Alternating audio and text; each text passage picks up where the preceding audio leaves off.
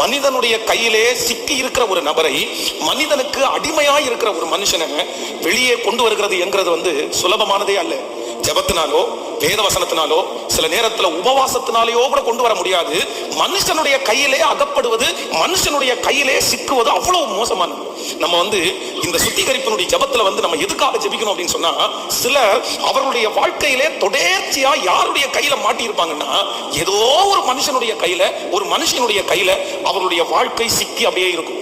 அந்த மனுஷன் அவங்களை நடத்துவான், அந்த மனுஷன் அவங்களிடத்துல பேசுவான், அந்த மனுஷன் அவங்களை மோட்டிவேட் பண்ணுவான், அந்த மனுஷன் கூட இருக்கும்போது சந்தோஷமா இருப்பாங்க, அந்த மனுஷன் கைவிட்டா அவர்கள் தோற்று போயிடுவாங்க.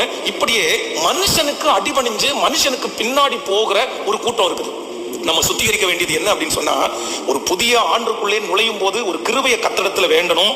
நான் மனிதனுக்கு அடிமையானவன் அல்ல, எந்த மனுஷனுக்கும் அடிமையானவன் அல்ல. அவர் யார வேணாலும் இருக்கலாம், உங்களை நடத்துகிறவர்களா